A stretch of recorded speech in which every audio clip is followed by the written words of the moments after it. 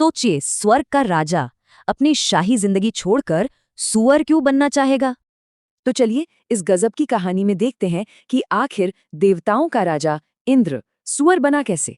कहानी शुरू होती है स्वर्ग के राजा इंद्र से। इनकी जिंदगी मतलब ऐश, आराम और वैभव।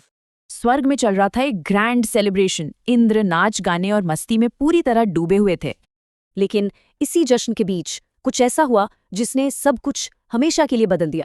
तभी वहां गुरु बृहस्पति पहुंचे, पर इंद्र अपनी मस्ती में इतने चूर थे कि उन्होंने गुरु का सम्मान नहीं किया।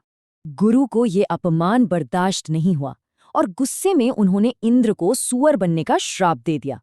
और बस स्वर्ग का राजा अब धरती पर कीचड़ में एक सुअर की जिंदगी जी रहा था। धरती पर उसे एक सुवर्णी और बच्चे मिले। वो अपने इस परिवार में इतना खुश था कि सब कुछ भूल गया। इंद्र तो यहाँ मजे में थे, पर स्वर्ग का क्या? वहां तो उनके बिना सब गड़बड़ हो गया था। इंद्र के बिना स्वर्ग का पूरा सिस्टम ही हिल गया। हर तरफ बस टेंशन और कंफ्यूजन था। जब हालात काबू से बाहर हुए तो खुद ब्रह्मा जी को इंद्र को लेने धरती पर आना पड़ा। ब्रह्मा जी ने इंद्र को ढूंढ तो लिया, पर इंद्र का जवाब बड़ा ही हैरान करने वाला था। ब्रह्मा जी ने कहा, इंद्र चलो स्वर्ग वापस चलो, वहां तुम्हारी जरूरत है। पर सुअर बने इंद्र ने पूछा, कौन हो तुम और ये स्वर्ग क्या चीज है? ब्रह्मा ने स्वर्ग के सुख याद दिलाए, पर इंद्र बोला, मेरे लिए तो यही कीचड़ 56 भोग है।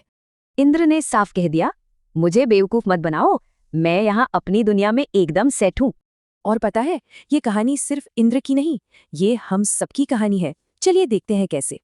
तब ब्रह्मा ने समझाया, ये कहानी हर उस इंसान की है जो अपने कंफर्ट जोन में फंस चुका है। इससे कहते हैं अटैचमेंट। हम अपने सुअर वाले जीवन में इतने मगन हो जाते हैं कि असली मकसद ही भूल जाते हैं। तो सवाल ये है कि किसी की जिंदगी का सुअर वाला जीवन क्या है?